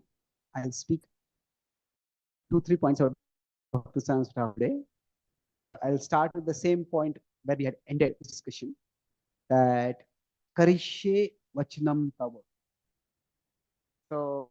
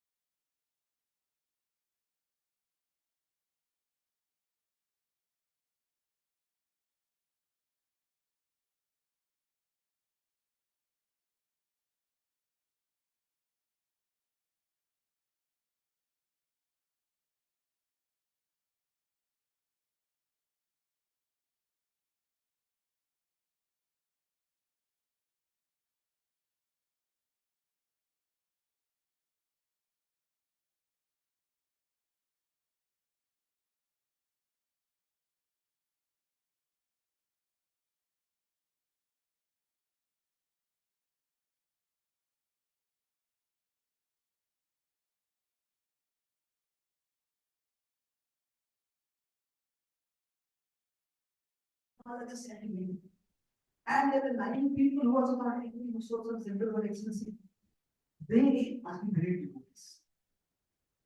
And they must be great devotees. So in Bengal at that time, it was very common to actually use Vaishnavism. On one side was Vaishnavism was equated with sentimentality. And the other was that it was also equated with immorality. Many kinds of immorality. People would go to the market. In one hand, they would have meat bag. And they go to market. In the other hand, they would bring a fish bag. Yeah. Fish, you know?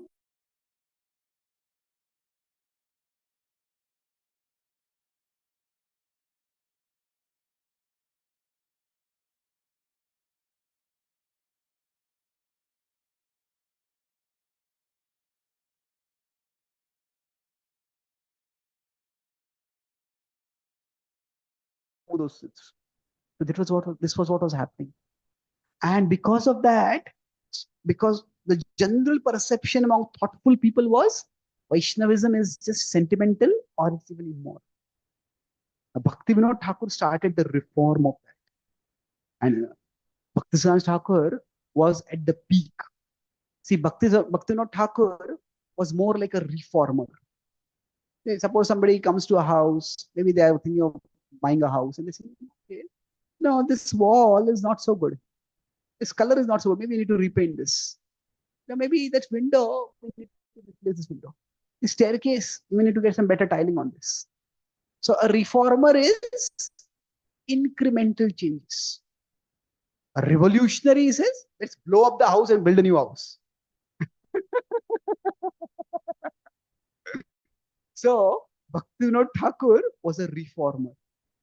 Bhaktisiddhanta Thakur was a revolutionary. So he was very, very driven. That's why he would many times make strong statements. So the particular statement, see, this was a misuse of, I talked about Sarvadharman Paritijya, Aham Tvam Sarvapapebhyo Mokshesha being misused. This was an example of that misuse. So Bhaktisiddhanta Thakur didn't accept it at all. So when he says the statement that don't try to see God. See God means it's, yeah, we can certainly go and take darshan of the Lord, but it's more that, my dear Lord, I am your servant. Please engage me in your service. We go in that mood. And we try to serve Krishna, Krishna will come to see us. So Prabhupada carried that mood from Bhaktisiddhanta Thakur. Prabhupada gives in many places different definitions of what is Krishna consciousness. And one definition which we can clearly see that is coming from Bhaktisiddhanta Thakur's mood. He says that when we come in front of the deities, if we feel that Krishna is asking us, what are you doing for me? When a devotee goes in front of Krishna, what happens is, if a devotee feels Krishna is asking, what are you doing for me? That if we are servants of Krishna, then say, if you are working for someone, then when you go in front of the boss, we give a report. This is what I am doing. This is what I have done. This is what I plan to do.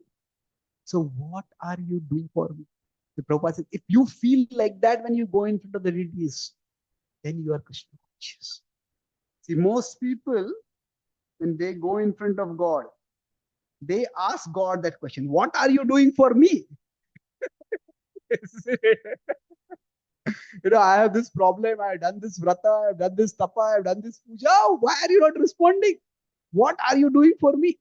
So that is the difference. This is piety. This is bhakti.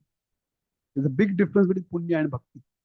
So this was the mood. We are servants of the Lord and we want to serve the Lord. And one of the best ways we can serve is by sharing his message. See, Krishna is concerned about every living being. Krishna wants everyone to be united with him. And Just like I was giving earlier the example of parent and a child, that say there is a parent and one child is lost. The parent is in anxiety. Where is the child? And if there's a more responsible child, I'll go and find that child. I'll go and find my sibling. I'll get that sibling.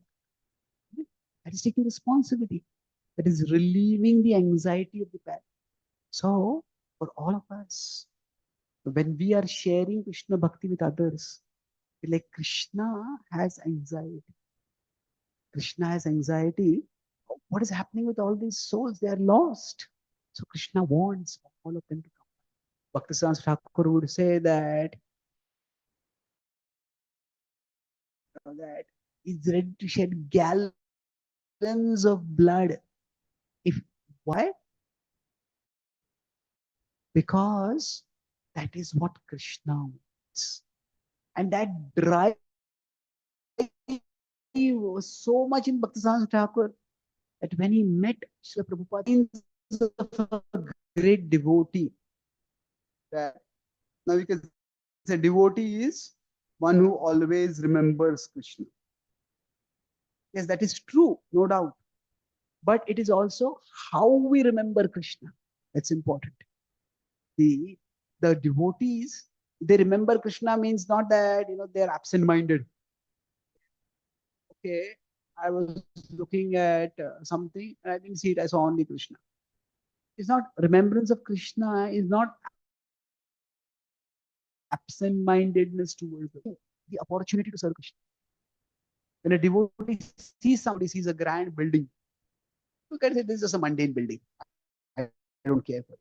A devotee would say that, hey, this is a nice building. Hey, we could build a temple for Krishna like this, or this place could be a temple, this could be a satsang hall. So we see in everything the potential to be engaged in Krishna's service.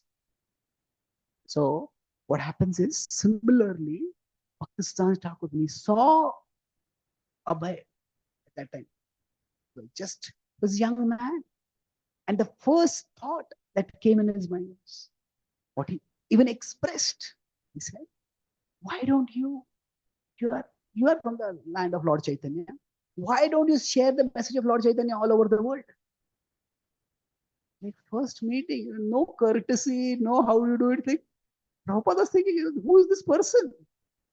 Like, first meeting, this person is giving me a life mission. Go all over the world. That was his eagerness. That one of the qualifications for attaining Krishna is said to be laulya. Tatra laulyam api maulyam ekalam. Laulya is for what? Yeah, it is for remembering Krishna, but it is also for engaging everything and everyone in Krishna's service. So Bhaktisiddhanta Thakur's zeal was such that he, see, as I said, talking about Bhaktivinoda Thakur being a reformer and Bhaktisiddhanta Thakur a revolutionary. So Bhaktivinoda Thakur was a grahastha. He had a very responsible job as a judge. So he did a lot of writing, and through writing, he did a lot of cultivation. But it was Bhaktisiddhanta Thakur who first built a mission.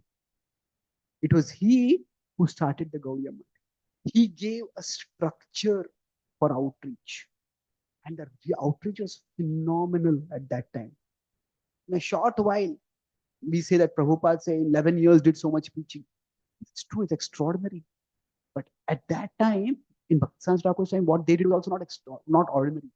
In just about 17 years, they had 64 centers all over the country. And in those times, traveling was not that easy. It was all over the country. And then they had 3 centers outside. They had one center in Dhaka, one in London, and one in Germany. In Burma is Rangoon. Rangoon, not Dhaka, Rangoon. Yeah, so actually, so that was one in Germany, 3 centers there. So like that, it was a huge mission. Thousands and thousands of people were inspired to practice bhakti. So Bhaktisiddhanta Thakur's influence was so great at that time that he was a revolutionary in many ways. I'll just talk about 2 ways how he's a revolutionary.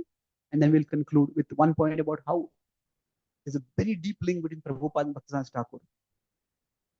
So one of the things that he did was, he was very spiritually opportunistic. I mean, the word opportunistic has a negative connotation, but spiritually opportunistic, seeing everything the opportunity to engage in Krishna's service. So he saw that people were very much captivated by the idea of progress. So what he did was, his mood was that we can use material progress to attract people towards spiritual progress. So what was the idea? He started these huge, what he called as theistic exhibitions. And they would hire a huge ground. At that time, which spiritual programs of this magnitude, especially satsangs were common, but not exhibitions, especially with spiritual organizations. And what he would do is, more than half of it would be about the latest scientific and technological advances. And we say, why is that required? But what happened is, people would come to see all those.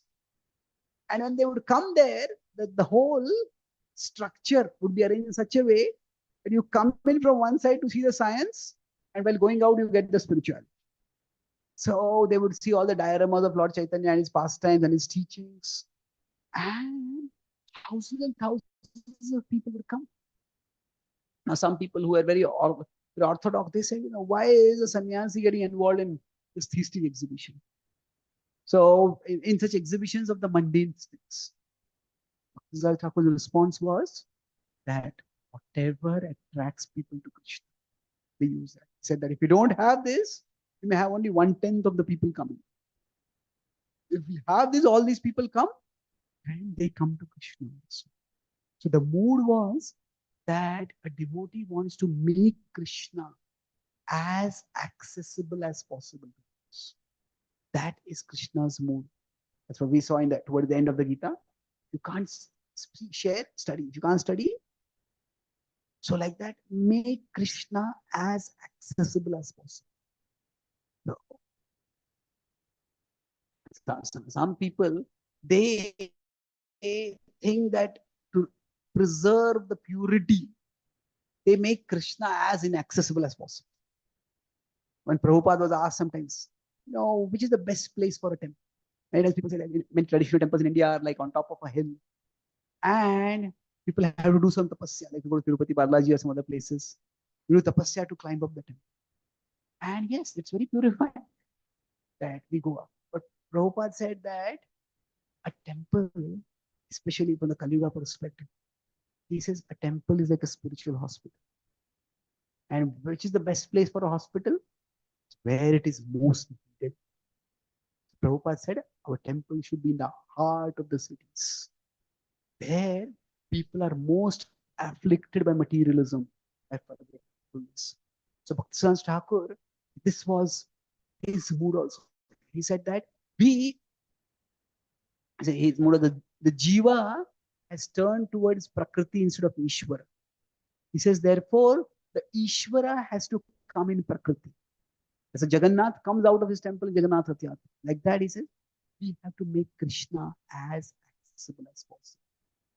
At one time, even when he would do something just unheard of, he wanted that the Britishers should come to the temples.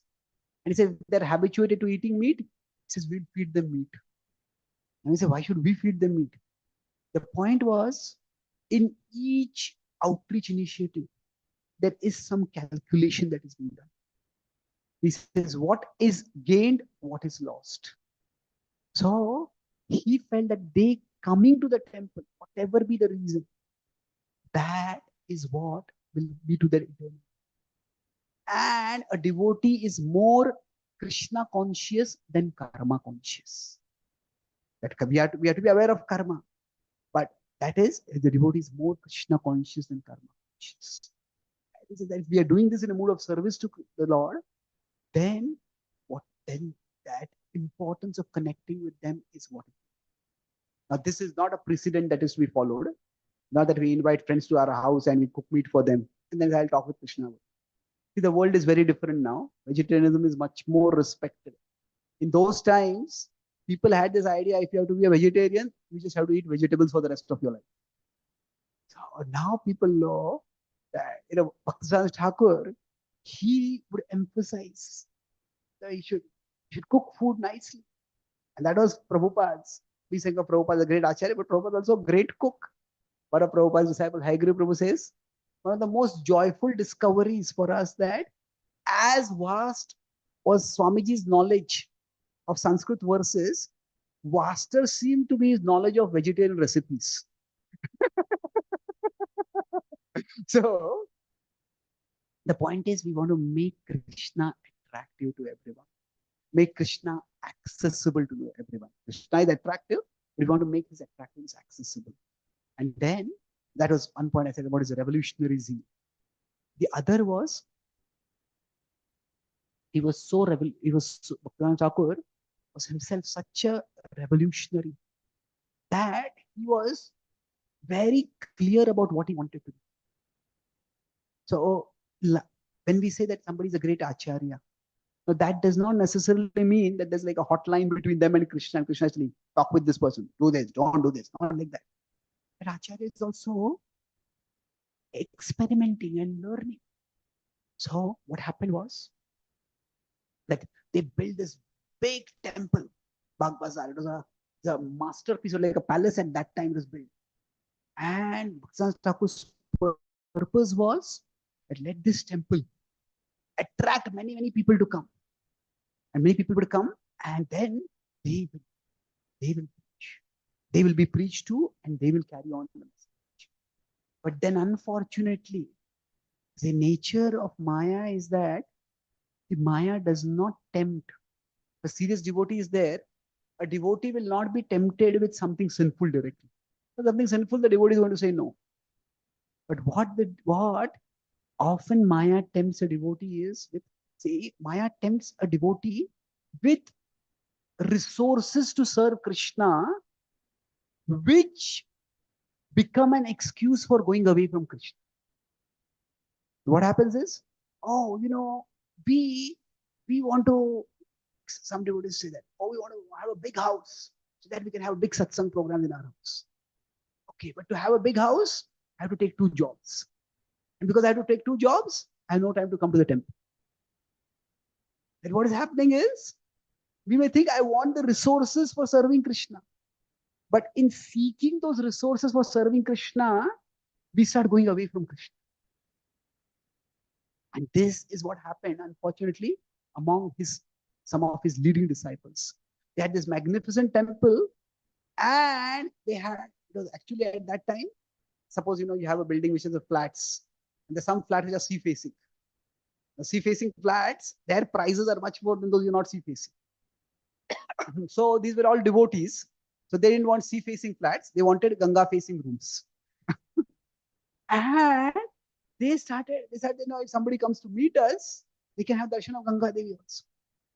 And they started fighting over rooms, which room who should have. And over a period of time, that started becoming very bitter. Now remember, these were all dedicated devotees. And they had helped Bhaktivinoda Thakur spread his mission all over the world, all over India at least. So it's not that they were naive or attached. Maya comes so subtly that sometimes the resources for serving Krishna, we start fighting over them and then we go away from Krishna. So when Bhaktivinoda Thakur saw this happening, sometimes what a person speaks, say we meet some senior devotee, what they speak to us reveals what is in their heart. So although Prabhupada had not met Bhaktivinoda Thakur very often, but Bhaktivinoda Thakur had recognized the potential of Prabhupada. And what did Bhaktivinoda Thakur tell to Prabhupada? I would much rather take away all the marble from this temple and sell it and use that money to print books. And he told Prabhupada, if you ever get money, print books. Prabhupada took that as his mission.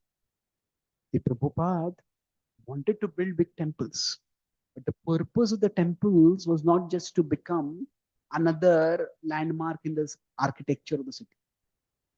The purpose was to have spiritual transformation. And that's why Prabhupada said the temple is to be like a spiritual university. Prabhupada wanted that temples be built where devotees come and hear about Krishna and be elevated. That was what one of the concluding instructions of Bhaktivinoda Thakur. See, generally when we go to senior devotees, we go with our problems and they try to solve our problems. It is if some senior devotee tells their problems to us, then that means they really trust us. So it's like that. Bhaktivinoda Thakur telling Prabhupada this shows the close trust that Prabhupada had in Bhaktivinoda, that Prabhupada had earned of Bhaktivinoda Thakur. And Prabhupada took that mission to heart. One time Prabhupada said, I have inherited the legacy of my spiritual master. Now we may say, when the Gaudiya Math broke, unfortunately after Bhaktivinoda Thakur's departure, we could say it was his life. His life ended in almost like some people may say it was his big mission he built, and the mission fractured after he departed. But you know, the legacy of a great Acharya is not just the physical structures. Yes, those structures, to some extent, they are still there. But Prabhupada saw, although he did not get any temple from his Guru Maharaj, he did not get any funds, he did not get any followers, he did not get any practical assistance. But the real gift that we get from the parampara, from the Guru, from our Guru Varya is the desire to glorify Krishna. Not just serve Krishna, but desire to glorify Krishna. The desire to share Krishna's glories with others. It was that desire that was there in Prabhupada's heart. And that desire was burning in Prabhupada's heart. Now, when people are materialistic, they sometimes can't sleep at night because they have so much passion. They are craving for pleasure, they can't sleep. Now, materialistic people can't sleep because of passion. Prabhupada couldn't sleep because of compassion. Prabhupada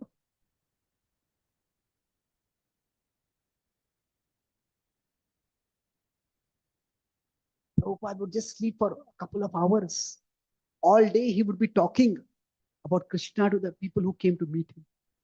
And all night he would be talking about Krishna to the people who had not yet come to meet him by writing his books. So why was Prabhupada doing so much? Writing of books? Because of Bhaktivinoda Thakur's instruction. Even when Prabhupada was there after the 1970s, Prabhupada would spend a significant amount of time writing his books. That was the instruction. So the desire to glorify Krishna, Karishye Vachanam Tava, that is the legacy that the Guru Parampara gives us. So for each one of us, whatever be our situation, we can think, how can I glorify Krishna in my situation? We could do it simply by making our home altar as beautiful as possible. We could glorify Krishna by talking about Krishna in a small social circle. We could start glorify Krishna by starting a WhatsApp group and sharing Krishna's message with them. We could glorify Krishna by formally giving classes, getting ourselves trained. There are hundreds of ways in which you can glorify Krishna. So today, on the sacred day of Bhaktivinoda Thakur, when we are remembering him, let us pray that we also in Parampara get that legacy that Prabhupada got from his Guru Maharaj. Let that mood of Karishye Vachanam Tava, let that mood, let the desire to glorify Krishna, may that become the strongest desire in our heart. Let that desire give us drive and direction in our life so that we ourselves can move toward Krishna and we can inspire many others to also move toward Krishna. Shri Bhaktisiddhanta Saraswati Thakur ki, Shri Prabhupada ki, Gaur Bhakta Vrinda ki.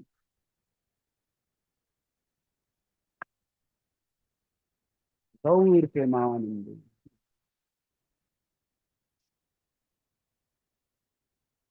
Hare Krishna. So let's thank His Grace Chaitanya Guru for giving such a wonderful, enlightening, thought-provoking discussion here today based on Bhagavad Gita, and also Srila Bhaktisiddhanta Saraswati Thakur by once chanting Hare Krishna mantra with gratitude. Hare Krishna, Krishna Krishna, Hare Hare, Hare Rama, Hare Rama, Rama Rama, Hare Hare. So we see a book table there. So Prabhuji has authored many books, and he has recently published one book. You are not your mind, you are better than. Can you please? That's the copy. You are not your mind. So the latest book. And tomorrow is the new year. So Prabhuji has made a new year calendar also, which has got many pages. Every day you can read a thought, contemplate and meditate on that. So that's a diary. So those who wish to take, you can take from the stall there, and Prabhuji will be happy to sign those books as well. And we also have His Grace Ram Bhadra Priya Prabhu. So let's welcome Prabhuji by one standing Hare Krishna mantra.